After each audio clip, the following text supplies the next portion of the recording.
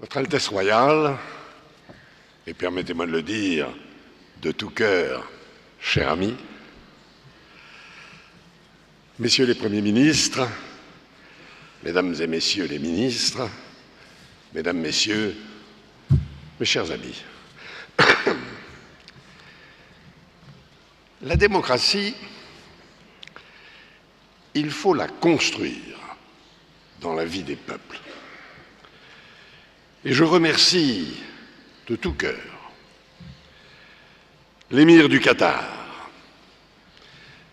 de m'avoir donné l'occasion de m'adresser amicalement à vous. Vous qui êtes les artisans de la démocratisation, des artisans pleins d'expérience, des artisans attentifs à l'âme des peuples, des artisans lucides quant aux oppositions à surmonter. Nous le savons, face à vous, les forces de l'extrémisme sont à l'œuvre. Elles cherchent à enfermer les peuples dans l'ignorance et dans la soumission. Et cette prison, elle commence à la construire autour des femmes. Les extrémistes endoctrinent également une jeunesse en quête de repères.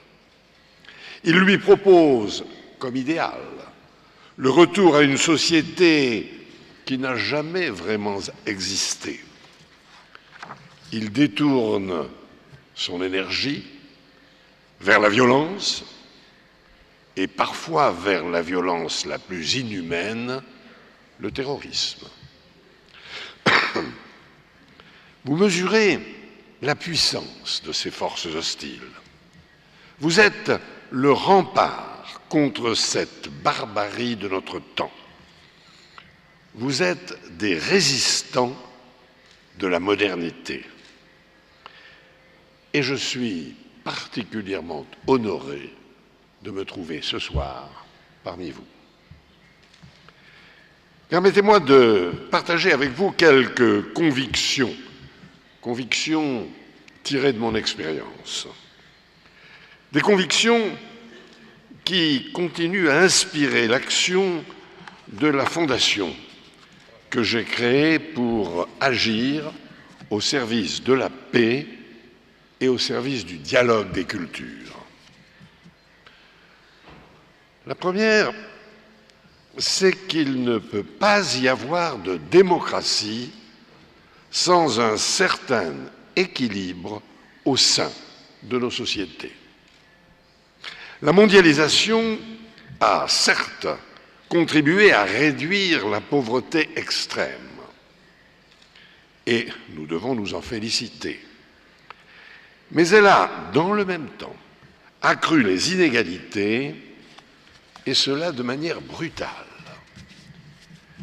Il y a désormais une minorité qui participe à la vie du monde, qui en saisit les opportunités, qui en maîtrise les langues et les techniques, et une majorité qui reste sur place, comprend mal ce qui se passe, voit ses habitudes ébranlées et se demande de quoi sera fait l'avenir de ses enfants.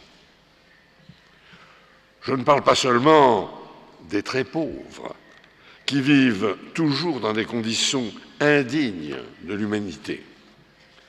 Je parle aussi des gens modestes, paysans, artisans, fonctionnaires, petits commerçants.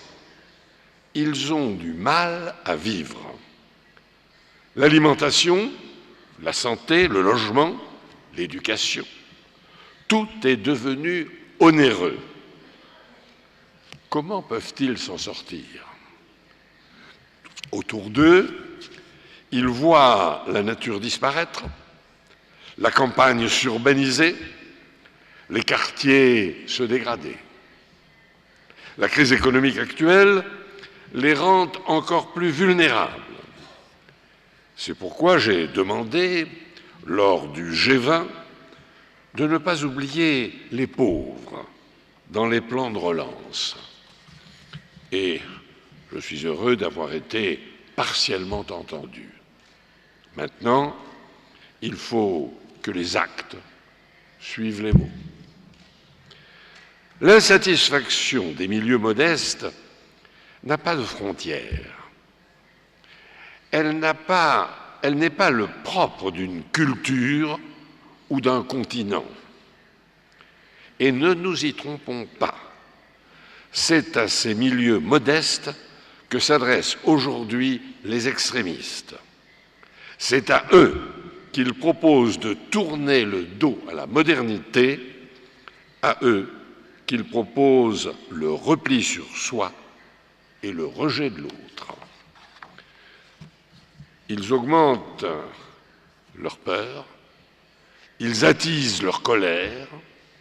Cette dynamique de l'extrémisme n'est pas propre au monde de l'islam, elle n'est pas le produit d'une incompatibilité entre les cultures. Vous le savez, je n'ai jamais cru au choc des civilisations.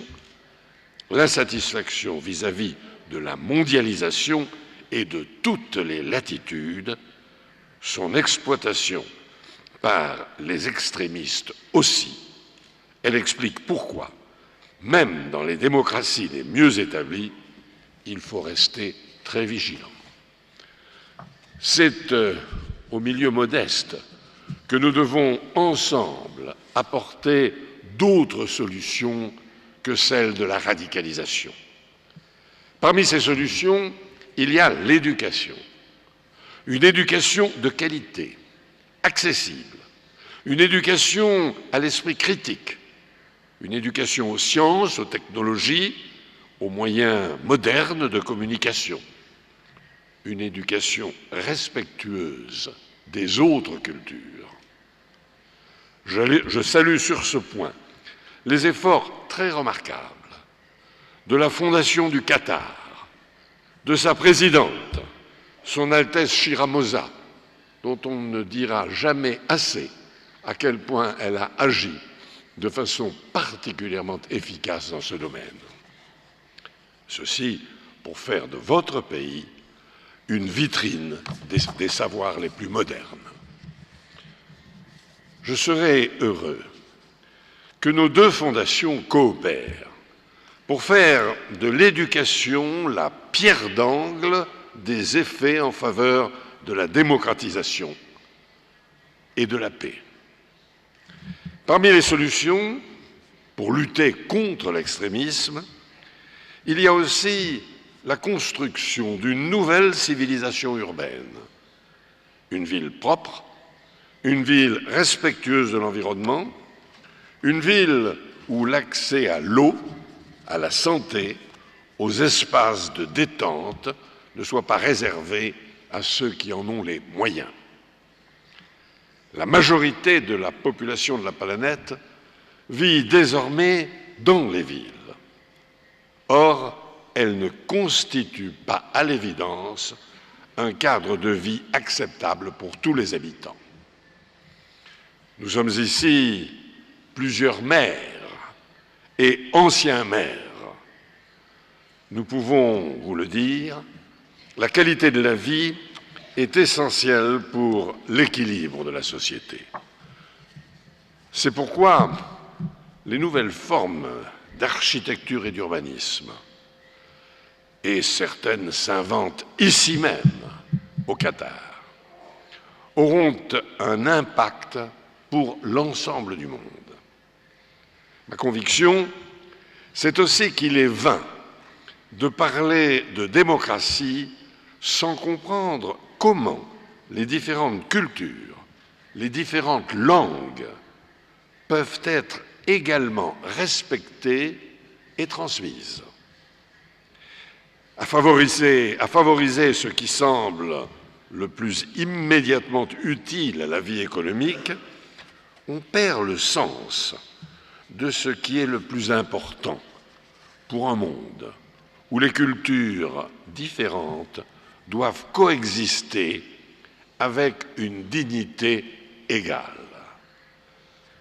La patience d'apprendre, il faut du temps pour comprendre l'autre, du temps pour comprendre sa culture, du temps pour l'apprécier à sa juste valeur, du temps pour ouvrir son esprit.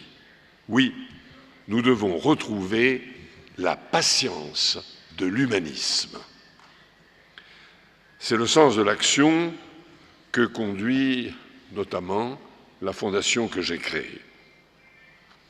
Pour finir, je veux vous dire qu'il ne peut pas y avoir de démocratie sans une meilleure organisation du monde, avec une participation plus large de tous les pays, avec une coopération renforcée autour des grands objectifs du millénaire, avec davantage de transparence. L'injustice ne pourra plus servir de prétexte à ceux qui veulent propager la haine. Chacun a un rôle à jouer, les États bien sûr, les entreprises, les associations, les fondations, les médias, l'ensemble de la société. Mes chers amis du Qatar, vous avez la chance d'avoir une diplomatie très active au service de la paix.